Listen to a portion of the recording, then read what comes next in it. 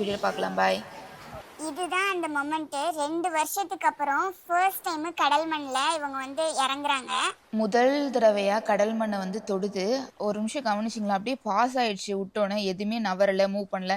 But சுற்றி இருக்கவங்க எல்லாரையும் கவனிக்குது. கன்ஃபியூஸ் ஆயிடுச்சுன்னு நினைக்கிறேன். எப்படி என்னது இது எல்லாரும் இப்படி என்ன இவ்வளோ க்ரௌட் அப்படின்னு சொல்லிட்டு சில செகண்ட் கழிச்சு ஒரு டைரக்ஷனில் மூவ் பண்ண ஆரம்பிச்சிச்சு. ஏன் தெரியுமா?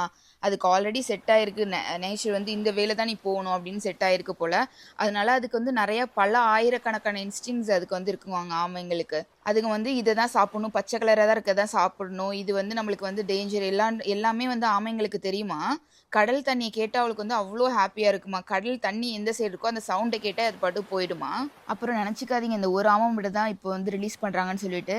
மறக்காமல் நெக்ஸ்ட் வீடியோ பார்த்தா தான் எத்தனை ஆமை விட்டாங்க அப்படின்றது தெரியும். நல்லா வெயில் சுட்டு எரிச்சிருச்சு. ஆனால் எனக்கு அந்த ஒரு ஆர்வத்தில் ஒரு எக்ஸைட்மெண்ட்டில் எனக்கு எதுவுமே தெரியவே இல்லை.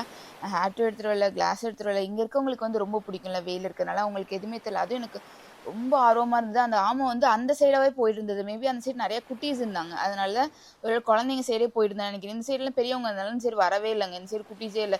ஏன்னா நம்ம சைடு வரவே இல்லை அப்படின்னு சொல்லி எனக்கு வருத்தமாக இருந்தது. நான் பார்க்குறது போகிறது அதுக்கு அப்படியே எல்லாமே ரொம்ப எக்ஸைட்மெண்ட்டாக இருக்குது. அதுக்கும் ஒரு மாதிரி கன்ஃபியூஸ்டாக இருக்குன்னு நினைக்கிறேன். அப்படியே எல்லாரையும் மக்களையே சுற்றி சுற்றி பார்த்துட்டே இருந்தது. தண்ணியில் இறங்கிறதுக்கு முன்னாடி அவ்வளோ நேரம் அப்படியே சுற்றி எல்லாரையும் பார்த்துட்டே இருந்தது. அப்புறமா அப்படியே அந்த தண்ணி கடல் தண்ணிக்கு அப்படியே கீழே இறங்கி இறங்க வர ஆரம்பிச்சிட்டு இருந்தது. பார்ட் 3ல் இதுக்கு என்ன ஒரு ஆபத்து இருக்குன்னு நீங்கள் மறக்காமல் பாருங்கள், மிஸ் பண்ணிடாதீங்க.